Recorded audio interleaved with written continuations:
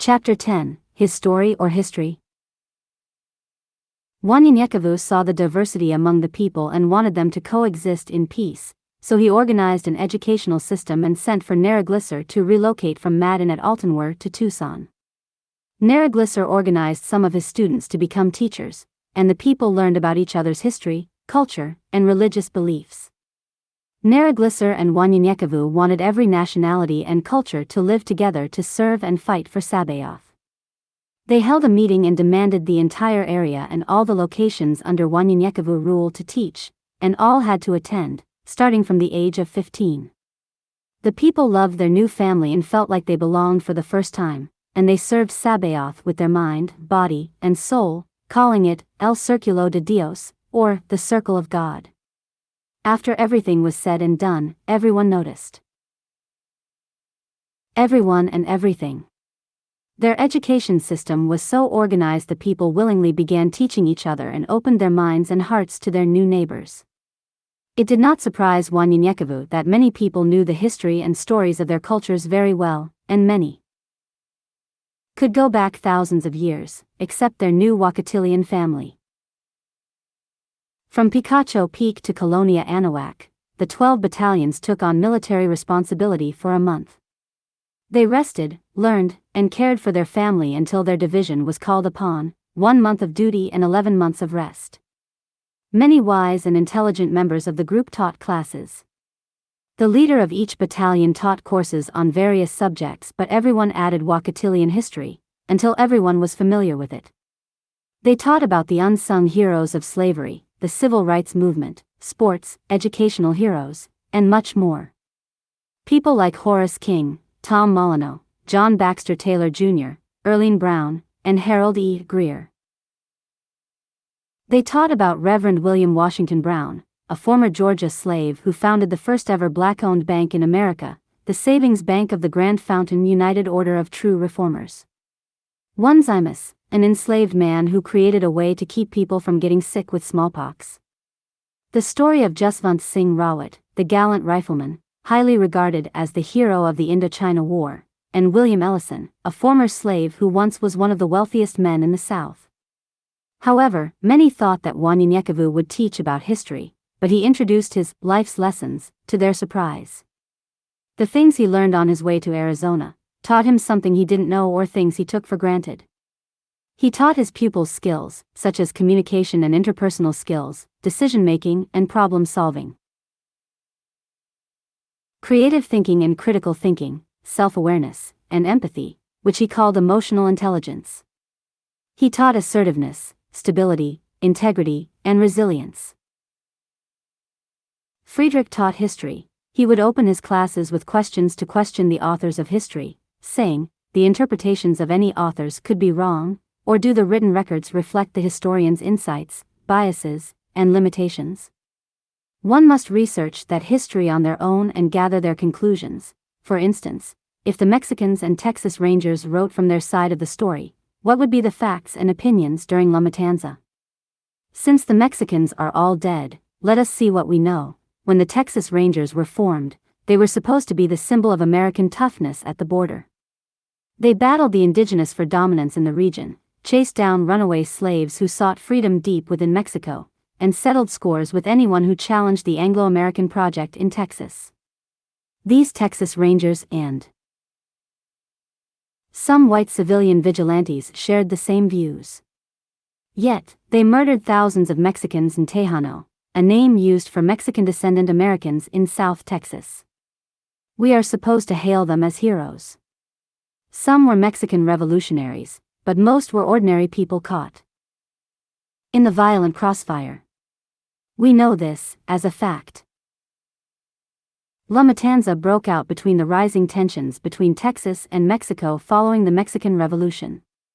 After the revolution, Mexican refugees migrated to the U.S., looking to escape the violence and political unrest in their own country, causing the Mexican population in Texas to triple, which led to violent scuffles on the border. The Bandit War and a series of Texas raids carried out by Mexican rebels from Tamaulipas, Coahuila, and Chihuahua led to Anglo-Texan counter-raids involving the Texas Rangers, who were responsible for the deaths of 5,000 Mexican Americans. President Woodrow Wilson ordered 110,000 more National Guardsmen from state militias to the border for patrol duty in Brownsville, Texas, to help with the violence at the border. But we know, all so well, what happens when you move into America's white neighborhood. But yet and still, they have claimed to be Native Americans for money and land, reached the term, the $5 Indian. We know how they have wiped out the entire African population for resources for centuries. But if it weren't for the Moors, they probably would have died off centuries ago. Getting off the subject, which Friedrich often did, he had to look back onto his notebooks. Okay, the lynching of law-abiding Mexican Americans includes Antonio Rodriguez, Jesus Bazan, and Hidalgo Commissioner Antonio Longoria. Now, let's look at this because often, we listen to the stories of the hunter but never the hunted. The Texas Rangers became so notorious for their brutality against Mexicans and Mexican Americans that they dubbed them Los Diablos Tejano, which means the Texan Devils. The Rangers were responsible for slaughtering thousands of Mexican Americans during their reign of terror. Still, they could get away with the violence as the Texas legislature would hide accounts of their brutality. Although, they held hearings for the public to see. The facts are simple. The Texas Rangers shot Jesus Bazan and his son-in-law Antonio Longoria, the elected commissioner of Hidalgo County, dead as he rode his horse on a dirt road. They committed no crimes, but were killed by the Rangers, who they suspected were Mexican bandit sympathizers. They both came from well-respected, land-owning families, and Longoria was an elected official. Or how about Antonio Rodriguez? They accused him of murdering 40-year-old white woman, Effie Greer Henderson, who was found on her porch with a bullet wound to the head and back. They arrested Rodriguez the following day and accused him of killing her in cold blood because she was supposedly rude when he asked her for food. Without a trial, he was beaten, lynched, and burned alive. Mexican investigators from San Antonio opened an investigation afterward. They found out that the Rock Springs locals didn't know anything of Rodriguez, which sparked an outrage that reached his hometown of Guadalajara. How about Leon Martinez Jr., a Mexican-born and Texas-raised man, was lynched after being arrested on suspicion of murdering a 26-year-old white woman. He was the last person seen speaking to her, and despite proclaiming his innocence, he was pressured to confess to the crime by a violent mob and was hanged. Eventually, State Representative Jose Canales investigated the brutality of the Texas Rangers and state police against Mexican Americans. Canales presented the case and gathered evidence and testimony from witnesses about the Rangers' racist violence. When the case went to trial, Canales brought 19 charges against the Texas Rangers, but after a lengthy court battle, they ultimately dropped the charges, of course. Friedrich paused before saying, off subject, but most people don't know this because it isn't being told, nor written. Even though the blacks started the civil rights, every race other than the blacks reaped the benefits from the Civil Rights Bill. And I mean way more than any black person did. But back on track. Suppose we search for the real history of the police in America. They started as ex-gunslingers guarding the wealth of the rich on stagecoaches. They were also slave catchers working for slave owners whose slaves were their cash crop. From there, they protected the turn-of-the-century wealthy landowners from the bandits and disgruntled land seekers and outlaws seeking gold. A part of them developed into the infamous Klan. As newly freed blacks were prospering and building townships like Black Wall Street, while the Great Depression destroyed white wealth, they were hired or volunteered to, quote, protect the white people from black uprisings. They were behind the many white riots of the 1920s to 1950s, which launched the black civil rights movements. White supremacists were always in law enforcement since the era of the marshals and the sheriffs, which name they took from the black Moors who ruled these lands for centuries. Marshal is just a play on Moors el, and sheriff is really sharif, or a ruling class of Moors. The star is also African Moorish and is taken from Ethiopia and the Star of David. These people invaded a land already settled and ruled by black indigenous people who kept much of their ancient culture and took it over. They had no culture or civil life of their own. They learned from us, have always stolen and profited from our culture, but have envied us. Friedrich's buzzer went off and interrupted him. Okay, class, that'll do it for today. North American colonists' warfare against Native Americans often was horrifyingly brutal, like the gifting of blankets and linens contaminated with smallpox. I need a paper from you to describe your thoughts on this matter. Wanyenyekevu also appointed that 10% of everyone's land belonged to the community. Since some land was dry while others were fertile, they used speedsters to build irrigation systems for gardening and livestock. Many saw a change in Queen. She learned and taught ecological stability and influential couples in history. She taught about U.S. President Barack Obama and First Lady Michelle Obama, Chef Marcus and Maya Samuelson, Denzel and Pauletta Washington, Omar and Keisha Epps, Angela Bassett and Courtney B. Vance. Jonathan and Elijah taught classes on electronics and engineering and headed up the research and development team. Obey taught with his son, Dekarish, by his side. He taught his pupils about indigenous people and their lands, like the Dravidian or Harapian, the black race of people who first civilized what used to be called India and Pakistan thousands of years before the Hindu culture did. Daniel gave an impressive class on Egyptian history. Elisha taught about the miseducation of the so-called African American people. Naraglisser was nicknamed Big Teddy Bear because everyone loved him everywhere. He taught about the arts, bringing back music and dancing to the people, telling stories of artists from every genre, and creating holidays and celebrations for all cultures to enjoy. Told stories of such greats like Blind Lemon Jefferson, Roger, Prince, Nelson, Michael Jackson, Jimi Hendrix, the Levert family, Marvin Gaye, Donny Hathaway and his daughter Layla. On Naraglisser's first day, he taught about Celia Cruz. Celia de la Caridad Cruz Alfonso showed the entire world that life is a carnival. A Latin America's Black Queen, an influential artist in Latin music, and a crucial black icon in a culture that didn't celebrate blackness.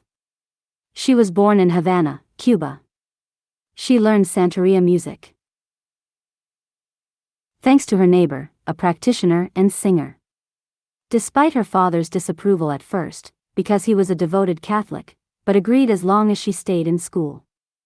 She started dabbling in Yoruba, a language spoken in West Africa. After 15 years of working with the Matancera, she became a staple of Havana's nightlife, and appeared in some famous golden age of Mexican cinema movies. When Fidel Castro rose to power, Celia was touring in Mexico, and when she attempted to return to Cuba and denied entry. She became a U.S. citizen after joining the legendary Tito Puente. Determined to conquer the Cuban community who had settled in the U.S., her unique fashion style honored her Afro-Caribbean roots, merging elements of Cuban culture and her African ancestry. She became one of the most important salsas and tropical music figures, two genres historically dominated by men. Mercy taught about the deception of the Jews. Two things don't lie. That's the truth and DNA. Let's take the origin of the Ashkenazi Jews from Europe. Does this not contradict the fact that the European Jews primarily descend from people who left Israel and the Middle East 2,000 years before? Most of the population originates from local Europeans, who converted to Judaism. Little is known about their history before they were expelled from the Mediterranean and settled in Poland. We know that Ashkenazi Jews are genetically related to each other as fourth or fifth cousins. Researchers got strange answers for whether Ashkenazi originally came from Europe or the Near East. Past research found that 50 to 80% of DNA from the Ashkenazi Y chromosome was used to trace the Near East's male lineage, which supported a story that Jews came from Israel and their intermarriage when they settled in Europe. However, based on accounts by the Jewish historian Flavius Josephus, that said, by the time of the destruction of the Second Temple in AD 70, as many as 6 million Jews were living in the Roman Empire. Therefore, there is no way that both statements could be true because only about 500,000 lived in Judea. The major Jewish communities were outside Judea. When they analyzed mitochondrial DNA contained in the egg cytoplasm and passed down only from the mother, from more than 3,500 people throughout the Near East, the Caucasus, and Europe, including Ashkenazi Jews. They found that only 4 founders were responsible for 40% of Ashkenazi mitochondrial DNA, and they originated in Europe. We could trace most of the remaining people to other European lineages. Over 80% of the maternal families of Ashkenazi Jews could be traced to Europe, with only a few originating in the Near East. None came from the North Caucasus, along the border between Europe and Asia, between the Black and Caspian Seas. Most Ashkenazi Jews can trace their roots to the mysterious Khazar kingdom that flourished during the 9th century in the region between the Byzantine and Persian empires. The genetics suggest many of the founding Ashkenazi women were converts from local European populations. The simplest explanation was that it was mainly women who converted, and they married men who'd come from the Near East. Another possibility is that Jews actively converted both men and women among local populations at this time. Gamal Abdel Nasser, the second president of Egypt in 1956. Abdel went on television and radio in the 50s and stated to the Ashkenazi, "You have left black and returned white. You are impostors and shall never see peace," similar to the $5 Indians in the late 1800s. White men could claim land if they could prove they were Native Americans, and you could do just that for $5 at the registrar's office. How many years passed for each generation to keep believing in this lie, that they were Native Americans? Grace opened her class by saying, the Tuskegee study of untreated syphilis in the Wakatilian males, called the Tuskegee experiment or Tuskegee syphilis study. An ethically abusive study was conducted between 1932 and 1972 by the United States. The Public Health Service and the Centers for Disease Control and Prevention on nearly 400 Wakatilians with syphilis. They define research as a systematic and creative action taken to increase knowledge about humans, culture, and society and to apply it in new areas of interest by using systematic and constructed scientific methods to obtain, analyze, and interpret data. My question is, we know who, we know what, we know how, and we even know the when and where. So, why did they want this done, and what was their conclusion to their data? When Altib came to his first class, he made his family and friends attend with Wanyenyekevu, Jom, Obe, and the rest sitting on the front row of the classroom. He cleared his throat and spoke of self-respect and self-worth. My name is Altib. Before I met Wanyenyekevu, as a matter of fact, I was the one that named him Wanya because I couldn't. No, I take that back. I didn't want to learn his name, Wanyenyekevu. Back then, they knew me as Jonathan. I sold drugs to my people for profit. I did many things for profit and didn't care about anyone but my brother. They said that drugs are the gateway to people becoming who they are. I disagree. Drugs are not the gateway to being a negative person. I say trauma, childhood abuse, molestation, and neglect are the gateway conditions, and the symptoms are drug abuse, violent behavior, hypersexuality, and self-harm. These conditions leads a person to become who they become. Good or bad. I am reminded of the infamous DMX's words, always trust everyone to be themselves, but trust in the fact you see them. It takes so much energy not to trust someone, trust them to be them. Trust a snake to bite you, trust a liar to lie to you, trust a thief to steal from you, but hail them when you see them.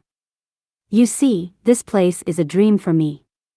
Trusting people is a far-fetching thing where I'm from, for many will quickly stab you in the back for little of nothing. They would kill anyone, even those not a part of that street life. But that dream has become a reality. Accept it, believe it, and receive it. I was ashamed of who I was and who I had become, but our childhood was not pretty. So, I say, be yourself and be proud of who you are. Me and my brother Jom were raised in the gutters, in the streets. Before and after losing our parents at an early age. Our father was a pimp, and our mother was one of his hoes. Don't feel sorry for me one bit, for the pain that I endured made me who I am today. I'm not going to give you my entire history, but many of you know or heard about me before we came here and my marriage to the joy of my life. He paused, then smiled. I never get tired of saying that. My childhood created something in me that has allowed me to be just that, me. But I have seen people in the streets make 100 times more than the next man and have this air about themselves. I have seen people smarter than others and have an air about themselves to those less intelligent. Yes, I curse not as much, especially around those who have soft ears. But for centuries, we have taken, quote, bad words, and made them into words of endearment. Christian was a negative word, and it became a blessing. Nigger was a negative word, and it was changed into nigga. It was changed into a blessing, an honor even. I have done many things that made me hard to get along with, but I have changed. I might be strange to some who never experience these things in which I experience, but I'm no longer ashamed of who or what I am. The Torah says in 1 Peter 2 verse 9 that we are a chosen generation, a royal priesthood, a holy nation, a peculiar people, that you should show forth the praises of him who have called you out of darkness into his marvelous light. I learned to accept and not be mad or jealous because I lacked intelligence or money. I was arrogant and selfish, but it is no more I, it is Sabaoth that lives within me. Everything I ever wanted is here, and we are all equal, and we all are one. Everyone stood up and applauded Aldhib as he placed his papers in a briefcase, and Wanyenyekevu stood up to leave. Aldhib looked at Wanyenyekevu. Mr. Wanya, where you think you're going? Wanyenyekevu said, I thought you were through. Aldhib smiled, Mister, did I say class dismissed? Wanyenyekevu sat back down, no, sir. Aldhib said, laughter is the medicine we all need to ease our stress, relax the soul. That reminds me of Wanya when we first met. He was an uptight and serious man. He made a few corny jokes, and then they got pretty funny as time passed, and in battle, he was so confident he was actually hilarious and bold. He got that from me. Wanyenyekevu smiled and shook his head to agree as Aldhib continued. Laughter was the remedy for me, for if you look at it, life is funny. It's nothing more than the truth. It might not be when you see the problem, going through the crisis, but it's funny after a while and looking at the silly things we do as humans, what we do for love and material gain. We have to look at ourselves and see how life is funny and don't get caught up in this world, but get caught up in Sabaoth. Now, Mr. Wanya, I finished, class, dismissed, as the crowd laughed. Wanyenyekevu returned home, felt extremely tired for no reason, and took a nap after Aldhib's class. Lying down, he falls asleep. He sees Queen walking towards him, happy, and asks, why are you so happy today? Smiling, she replies, 'Cause I see you, handsome, let's go to the lake, enjoy the view, and play slip rocks. They enjoy the lake for hours and return home as the evening closes. On their way home, there's a party going on, whose celebration is this for? Queen laughs, it's yours, silly, happy birthday. The crowd grows larger by the minute, and he hears Queen say, because of him, my friends and family are gone. Wanyenyekevu's smile becomes a frown, and in a ball of confusion, he looks at the people he is surrounded by and notices no one. Until Wanyenyekevu sees his sister talking to Queen, but he did it for Sabaoth. A tall muscle man comes to the celebration, and Queen's face lights up, and she shouts, my king, where have you been? The stranger looks at Wanyenyekevu, raises his eyebrows and smiles, and says to Queen, I've been around, baby. They both disappear and are seen upstairs in Queen's room moments later. Queen changes clothes in front of the man with her breast out and shakes them side to side as the man stares at Wanyenyekevu again with an evil smile. Queen shouted outside the window to everyone at the party, if a nigga come looking for me, tell him I already got a man. Wanyenyekevu wakes up from his dream. As he tries to understand his vision, he turns to see something written in his notepad when he sees someone else's handwriting on one of the pages in his book. Looking at the writing, he noticed it was Queen's handwriting. Furious that someone wrote and read his heart's desire, he spoke into his earpiece. Queen, where's your location? Queen, hearing his tone, replied, at the lake, what's wrong? Wanyenyekevu, thinking about his dream, just said, I'm on my way. Rushing to his sky craft, He opened the book and started reading what Queen had written, and his steps got slower and slower as he reached his sky craft. It's beautiful, Wanyenyekevu thought to himself. Upon reaching Queen, she noticed the notepad in his hand. I know you're mad, but I wrote that. Wanyenyekevu smiled. I was mad because no one has ever seen my work, and I. Realizing the dream was a trick, he said, I didn't know you wrote so beautifully. I came here to give you a piece of my mind, but I think I would rather give you a piece of my heart. I love it, and honestly, I think I love you, but I never had the heart to tell you. Because I'm shy. Queen grabbed the book, opened it to the poem, and read what C wrote aloud. So, you want to be my beau, the one that only my heart will know. Entering into the depth of one anther's soul, as we bond and continue to grow. Understanding the meaning of love. Through the words we share. Leaning on one another when the load is more than one can bear. Reading your heart with the look in your eye. Never allowing our love to die. Standing by my side through this storm of life. For you have chosen me to be your wife. For now, and forever until death do us part. Queen Softy grabbed Wanyenyekevu by his chin and looked him in the eyes, and continued. If you can promise that, you can have the keys to my heart. You ask, if I am the one. Is this time for real? Only if we really understand how we feel. The love we share is not yet of physical touch. So, are you sure that it is me that you love so much? I never knew true love, I never thought it was for me. Now you tell me that it could be a chosen one even for me. That it is you. My love, so true, that I have waited so long to embrace. Standing at the altar. Now love fills that empty space. As we stand face to face. Wanyenyekevu said. I promise.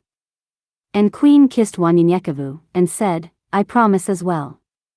Wanyenyekevu looked at Queen and said, I will be your Adam, and you will be my Eve. And off the top of his head, Wanyenyekevu said to Queen.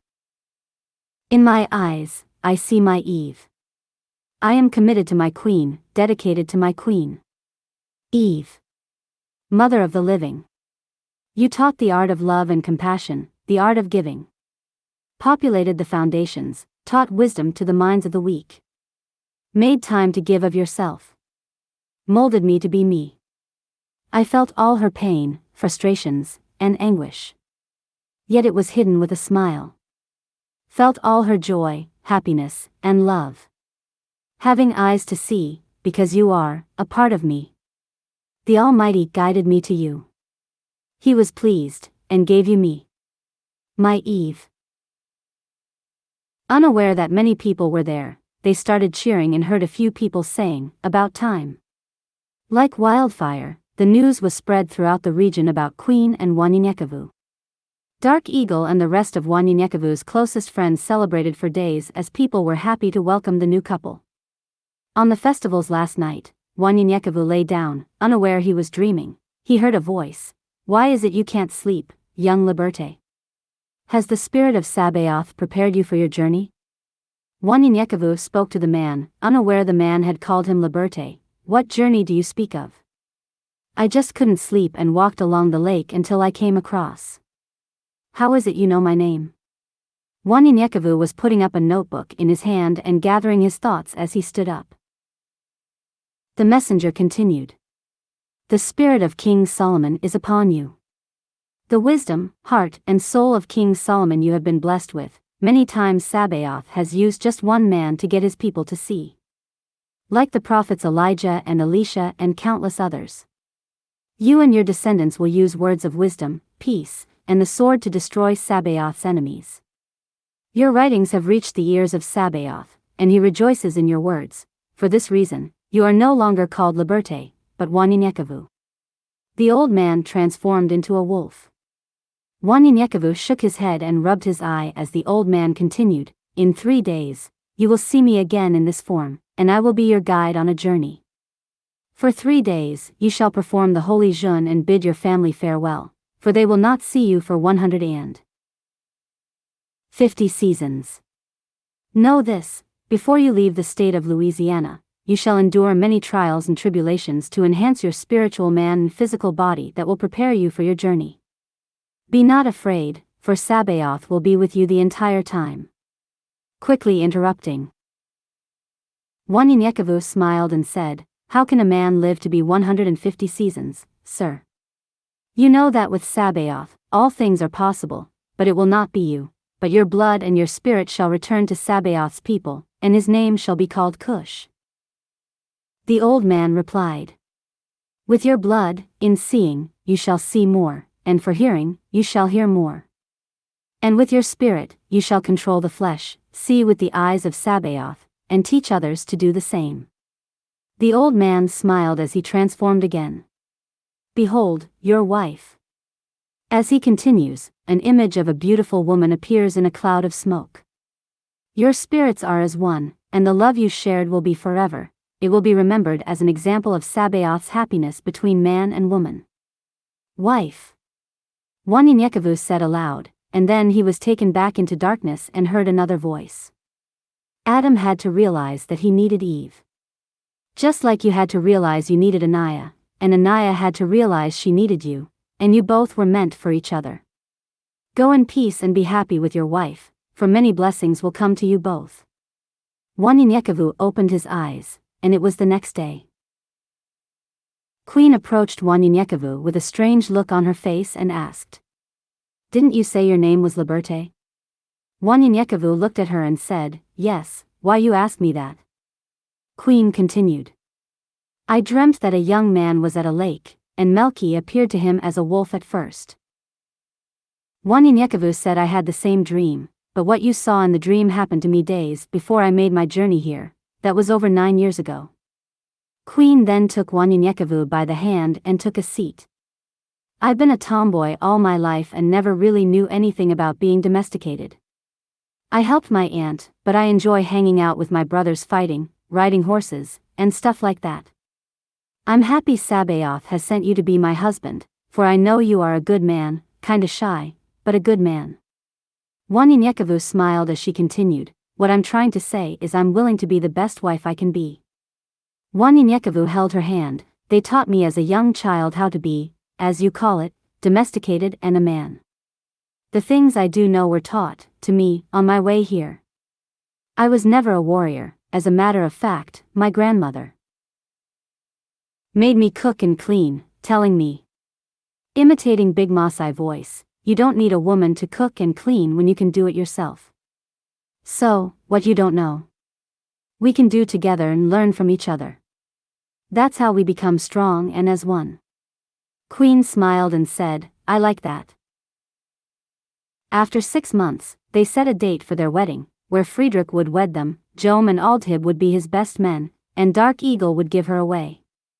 Later that night, Wanyenyekevu sat on his bed thinking about his conversation with Queen. He looked up and started to talk to Sabaoth. Lord, please humble me and make me what you want me to be for you and my wife to be. I'm nervous and can't sleep worrying about being married to such a beautiful and strong woman. I ask this in your son's name, Amen. As he tosses and turns in his bed, he reaches for his pen and paper and writes, self-righteous. The price of never being wrong is never being right. You say to yourself, no one can tell me anything. You say you got all the answers to everything, everything is correct. They are all right. But that's to you and only you. Self-righteous. Open-minded to nothing, close-minded to everything. Self-righteous. Did you know that being wrong helps you learn how to be right? Do right. But being right all the time makes you wrong. Do wrong. He that knows the answers to everything knows nothing. There's only one who knows all. He's above, not down here amongst the spheres. But to self-righteous people they cannot hear the words that I say. We that learn from our wrongs, learn to do right, be righteous. Not self-righteous. So, humble yourself in the sight of the Lord, and he shall lift you up. Then he wrote, Poetess. Words of love, words of pain, words of relief, the poetess. She describes her life, her feelings, and emotions as mine. A phrase of determination, a fragment of joy, sentences that combine the two. The poetess reaches into the heart to break away the stones, the walls that have been built up. The poetess. Vowels of passion, syllables that come to life. Consonants that grow deep inside you that someday will shine. Letting the world know, feel and see. The poetess. He wrote.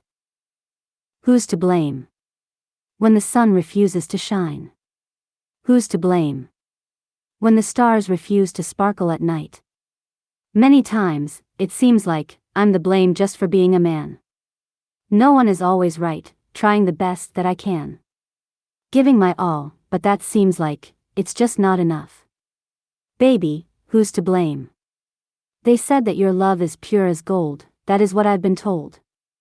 If that is true, grab a hold, because my love will unfold. I go through ups and downs. Many times, you've even seen my pain. Give me time, give me space, the only thing I ask. Who's to blame? Who's to blame when I need help? Can I call on you or will you let me down? Always been there for you, you know this is true. I did it because I cared. Now in my pain, you're never here, who's to blame? He wrote, searching for love. Wanting to be adored for my mind, not for my money. Saying, no money, no honey. Always getting hurt, searching for love. Heart becoming so cold, searching for love. Always giving, never receiving. Would life be better alone? Hell no. That would be a sad, sad song. Done all that I know, searching for love. Looking for just one to show me love. The kind sent from heaven above. I've turned down the right ones and chose the wrong ones in the past. Searching for love. Lust deceived me. Lies made them believe me. Searching for love. Searching for love. No more, I'll let love find me. Then he wrote, take my heart. Just take. Take my heart. Giving you all that I got. Tired of trying so hard to look for love, so, take my heart and do as you will. Whatever you like. Tired of being used, abused, or even someone's substitute. Gave you a treasure that can't be measured. Can you see the pain? Can you see the love I had in the past? Years ago. I gave you the best, gave you me, but you couldn't see. Take my heart. Do whatever you like, tear it apart. Whatever is in your heart. Trusting your love caused loneliness. You came to me with your arms opened wide. An unexpected dream, you said. But all I see now is pride, lying next to you. I realize that our love has died. I told you, as I was crying, you can have my heart. Take my heart. Now, please, leave my heart alone. Queen's battalion was up for their cycle to protect the perimeter, and the week after their return would be the wedding day. While Queen and her battalion were on duty, Wanyenyekevu prepared his house as their home, and they agreed on where they would live.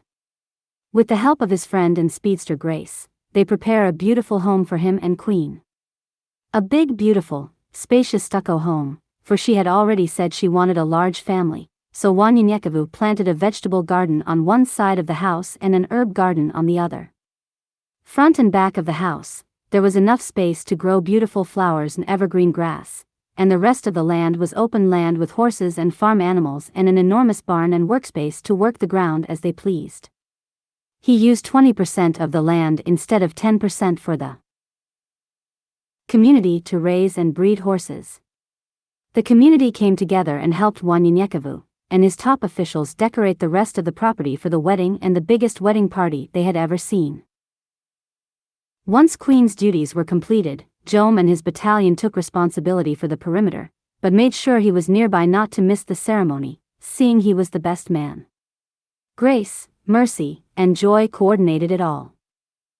Tib helped with all the electrical and computerized work, installing microphones, monitors, and speakers within the zoo, while Elijah and Alicia configure and install others outside the zoo. The estimated crowd size was in the thousands, and the zoo would only hold some of them.